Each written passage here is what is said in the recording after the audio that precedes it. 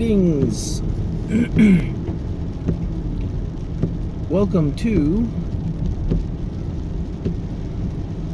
my mental space of inescapability. I guess that's kind of descriptive.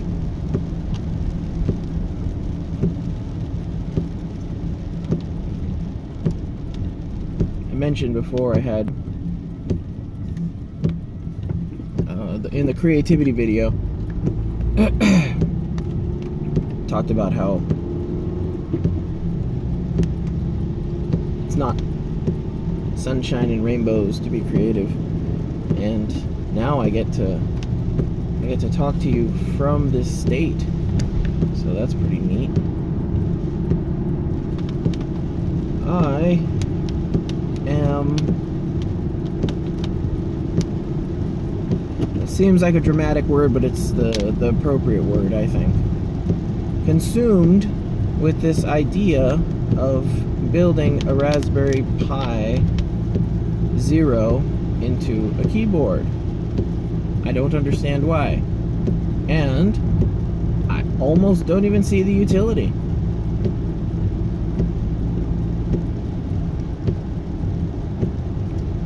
But the idea, it's like it's on the tip of my tongue. It's on the tip of my brain.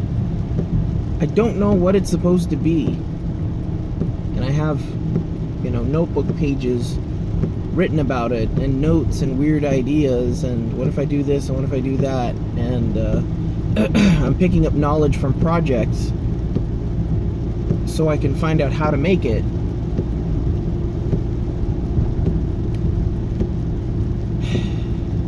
And I'm learning more, and it's good, but I can't stop thinking about it.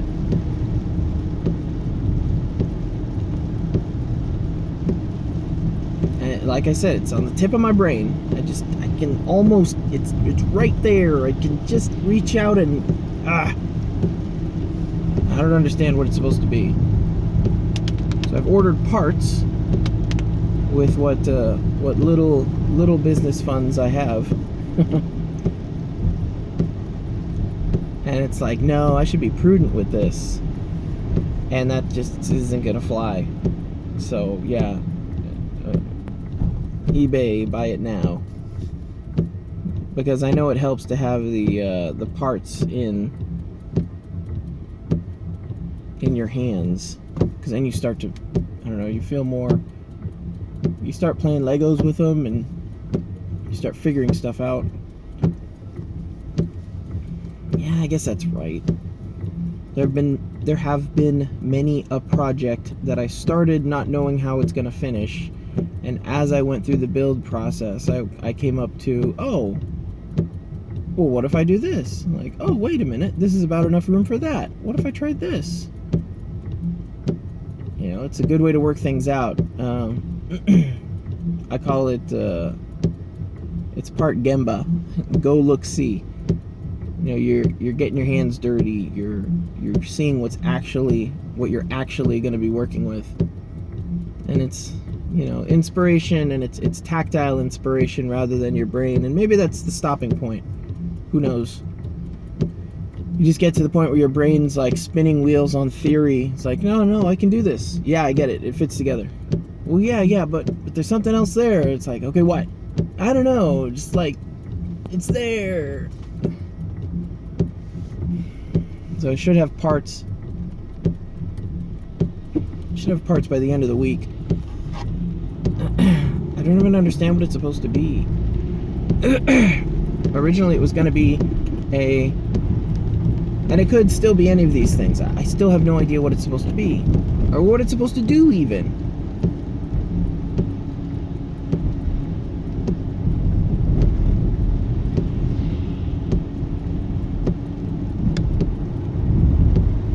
It's a keyboard.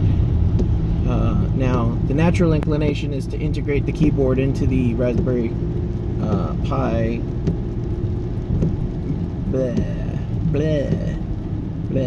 Bluetooth, right. The natural inclination, just because I added Bluetooth to another keyboard, to that Leopold, which is still pretty cool. I'm still not great on the horizontal stagger, and it's nice. It's nice. I really like it. It's a bit big to carry around, but it does have a battery built into it already, and it's a 3.7 that I can charge using a Power Boost 1000C from Adafruit. Or if I want to get risky, which I kind of don't, because I have a healthy fear of the lithium batteries, could do a separate what is it, LiPo charge circuit with a boost converter in series. That way I could get 5 volts out of it. But I might just connect the keyboard, just wire it internally straight to the Pi. I'll do the same thing I did with the Bluetooth mod, so that it's connected to both, but only one can be connected at a time. You know, so if I turn on the Pi, the keyboard's connected to the Pi, but if I turn off the Pi, the keyboard's just connected to that female USB connector, and then I can plug any kind of cable I want into it. It does still imply that there's going to be a battery. The other possibility is just doing a straight hub, and the hub would get power off of the connection. So imagine your keyboard being connected straight to your computer, and your keyboard's getting power from the computer. So in this case, the hub would be connected straight to the computer, and then the Pi would get power from the... No, that's the other way around. No, that's right. So the hub would have 2 connectors. One connector would go straight to the Pi, and the other connector would go to the external connector. So if you connect it externally, you get a USB hub, which you can just use for whatever, and it would have a keyboard attached to it. If you unplug that hub, or rather if you plug directly into the Pi, then the Pi gets power and does stuff, I guess. I don't even know what the Pi does. And I think it's really cool that you can swap out the total functionality of the Pi by changing out the SD card, which means it should probably have some SD card storage. And I'm thinking of that, like, my wife had a great idea for that, like a little flip out thing. So like on one of the body posts, you just have like a little kind of friction mounted board with a little thumb catch, and then this is like the corner of the board, and then a piece like flips out or slides out like this, and can normally be pushed in and shrouded underneath the keyboard. So the USB hub, right? But what if we want to power it? So we power it, right? And then it has a battery in there and a charge circuit for it, which I'm probably just gonna wind up going with the Adafruit stuff, because it's $20, but it's good, and I don't want to bake my keyboard and or, you know, make a small fire underneath my keyboard and Raspberry Pi.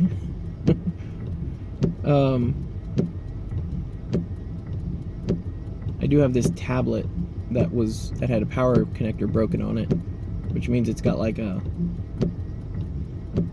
got to be like a 6,000 milliamp hour battery or something like that. It's huge. It's most of the tablet. That's something like that's tempting to use, because if you've got a big enough footprint, like, or even a 40%, if a third of it is battery, that's a lot of battery. That's tempting. But then if you've got a battery in there, yeah, this battery can power the Pi and or power the Bluetooth keyboard, and or, I mean, if you've got the power in there and you've got 5 volts anyways, why isn't it a power bank too? It's everything.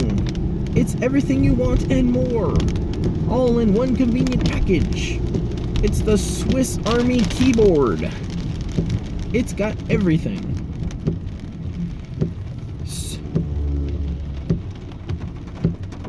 So you might understand my... What is it? What is it? You know, something tries to be everything, it winds up being nothing. So what should it be? I don't know. And now, if you wanna get even worse on it, or go further with it, add a screen. Where does the screen get power? Where does the screen plug in? And I want a form factor. That's the big deal. I want to carry around a small contained device that is a keyboard, an input device that does all the things I want it to do, and in the same footprint. So if I build it on a Signum, I get a little bit more footprint, but honestly the Signum's not that much bigger than a 40%. So I'm not getting that much more of a footprint.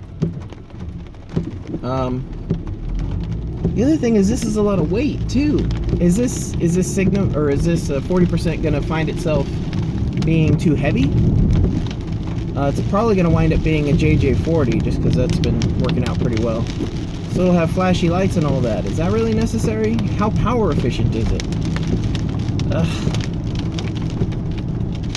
And meanwhile, I'm like, well, do I just want to get a Feather, an Android or Arduino Feather, like a Blue Fruit kind of thing, and start messing around with that? That's fine. I don't have to explain that. Like, seriously, what is this? What is it? What is this? There's one of those home design shows that my wife and I used to watch. The cool designer guy walks into their house and sees something of questionable taste, and he says, "What is this and why?" And he says it just like that. So that's my question. What is this and why? I don't know what it is. I just know I have to build it, because I can't stop freaking thinking about it. I'm sitting there playing a video game thinking about it, playing Mario with my kids thinking about it, reading a book thinking about it. Can't stop thinking about it.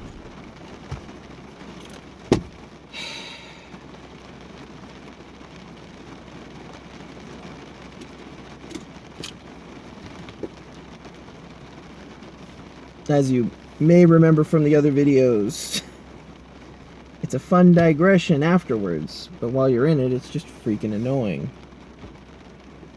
You don't even know if anything's gonna come of it. It's just another half-baked idea. Even one that you just explore and then like learn stuff about. Like you learn a new skill set while doing it, and then it goes nowhere. And you're like, wow. Thanks. Thanks, brain.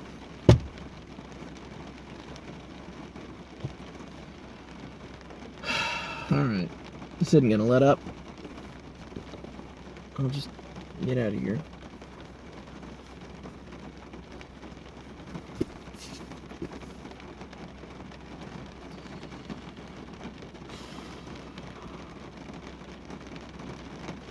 What do you think? What do you think it should be? I don't think anyone watches these. But what would that be? You know, how valuable would that be? Changing out the SD card means you could do stuff like make it a RetroPie in, you know, a card swap, and that's it. What would you do with something like this? I like a mobile workstation, but it's not beat. A laptop beats it in every way. It makes no sense, you know, except for footprint, which means I have to respect the footprint and the weight. Maybe I start with a smaller battery and step it up from there if I need to. Oh, and the other thing was making this and this is kind of interesting, making a board that supports all these components that you just drop in. That Bluetooth company, Scientific Handheld, updated their Bluetooth USB Bluetooth converter design, and it's totally different now.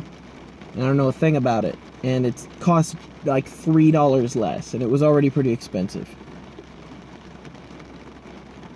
still want one to mess around with it though. But then like Bluefruit's way cheaper. Like why not? The Arduino Feather.